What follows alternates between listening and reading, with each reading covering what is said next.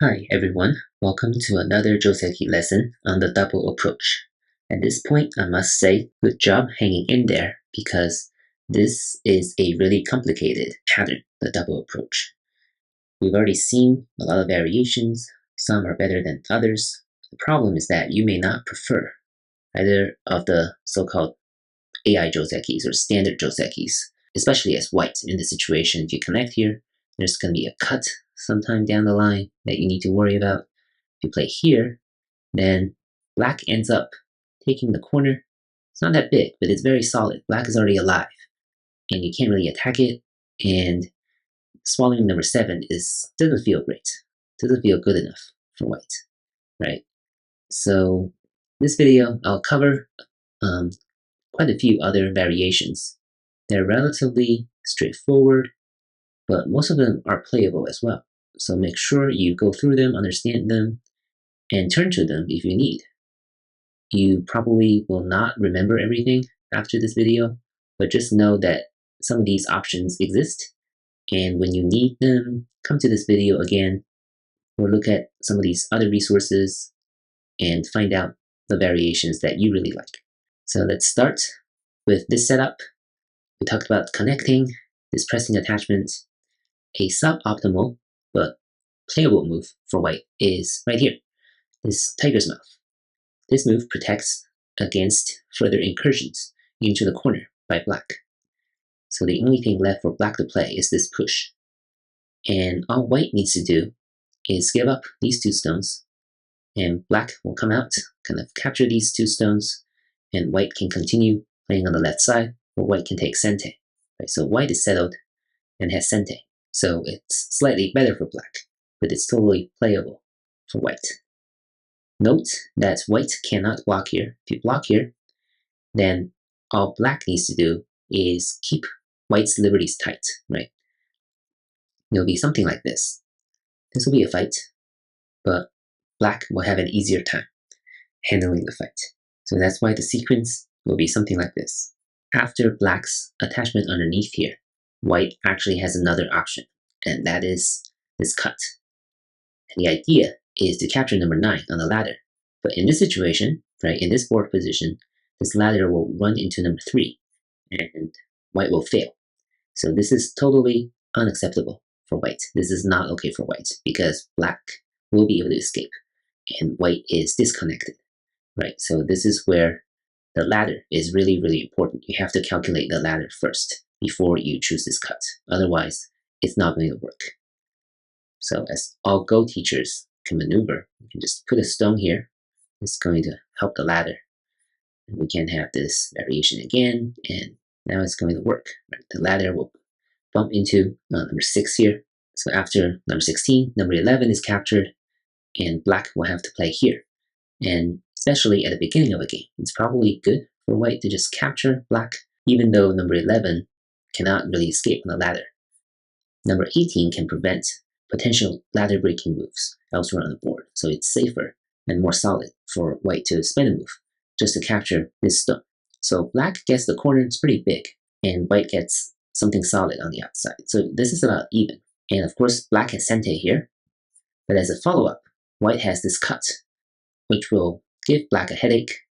So black will probably have to capture white this way, but there will be number 26 here. It's a big endgame move, and white can continue building on the outside by playing this shoulder hit, right? Can continue building a wall on the outside.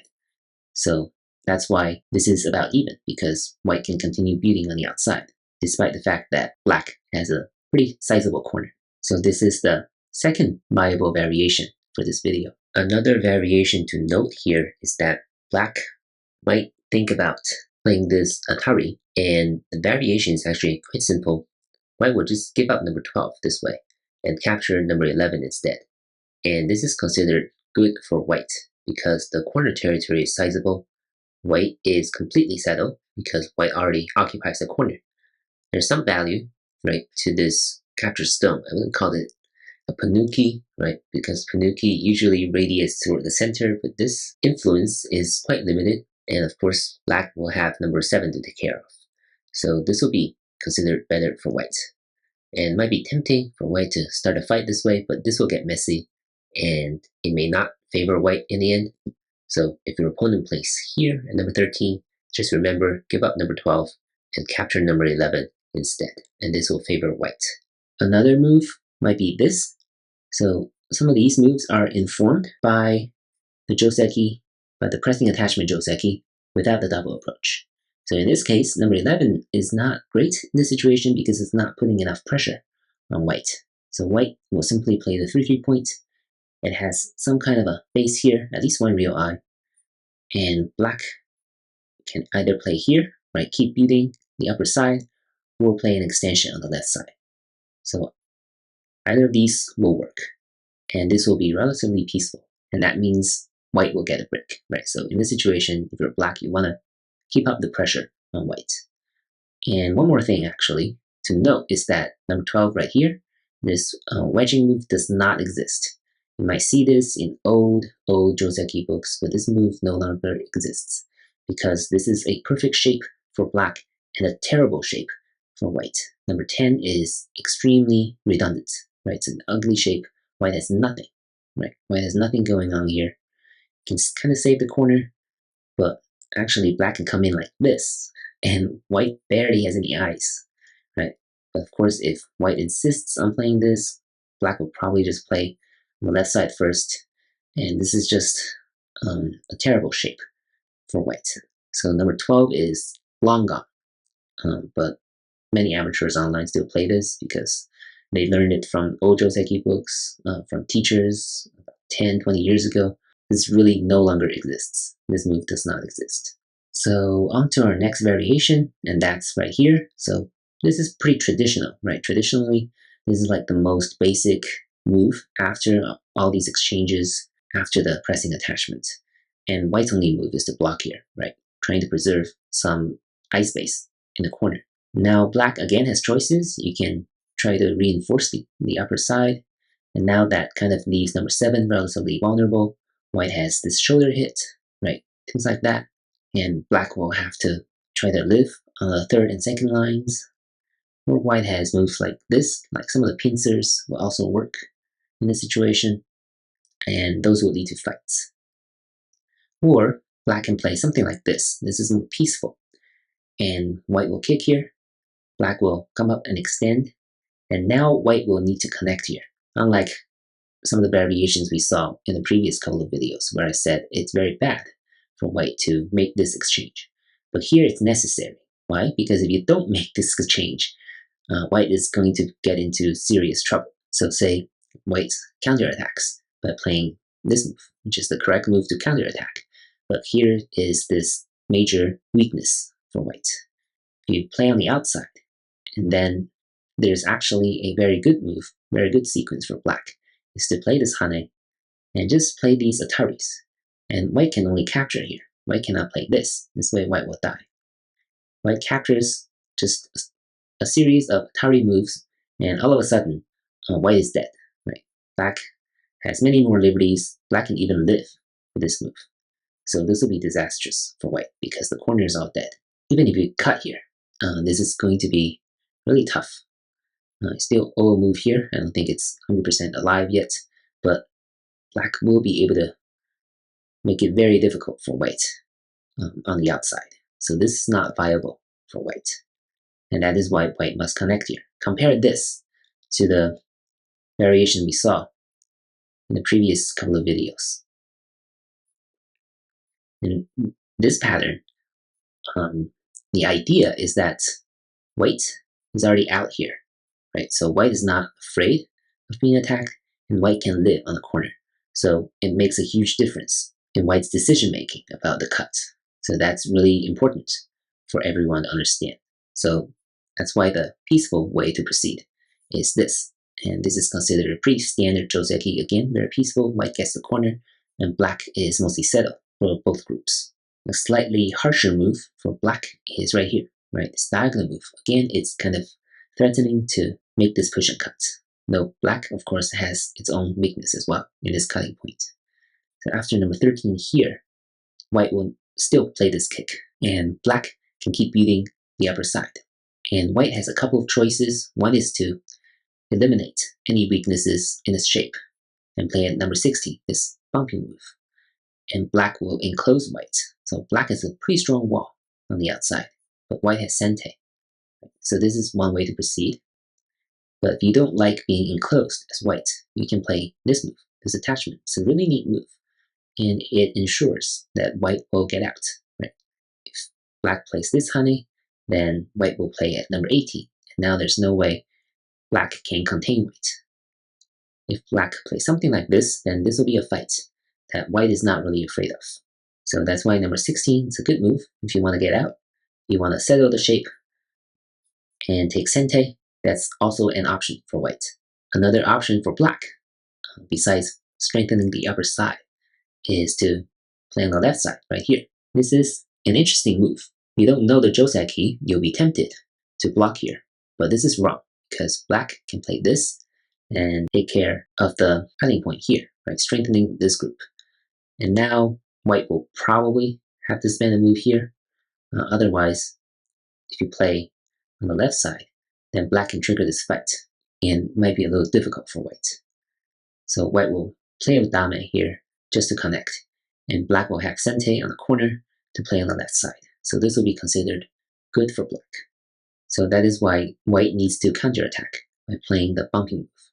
And this is threatening to cut off black, so black will need to play either right here or maybe this Atari and this. So these two are similar. Connecting here is slightly better. Black cannot really connect here. If you connect here, then this will kind of go back to the previous pattern, except that black cannot really contain white. So this will be better for white. And if black connects here, then white will play the double honey on the outside. Black needs to extend here at number 19, and now white will attack the upper side. So number 16 and 18 get sente on the left side, and the idea is for white to attack the upper side. And this is also viable. So what do you do as black? You can either live like this, or you can try to come out and start the fight. So this is viable variation for both sides that will lead to a fight. One more thing to note about number 11 right here is that after number 11 and 12, black actually has the option of pushing immediately. And this might get tricky. If you're inexperienced, you might want to block. And this actually will not favor white because white on the fourth line here is actually more vulnerable, right? So after this exchange, white will need to play something here and it's still not completely alive.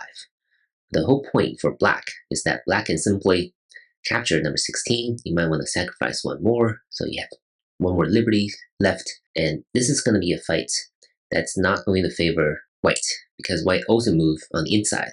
And these three stones are relatively weak on the outside. So this is not viable for white. So if you've already made this mistake, probably just play here and figure out a way to fight on the left side. So the correct move for white is actually to relent.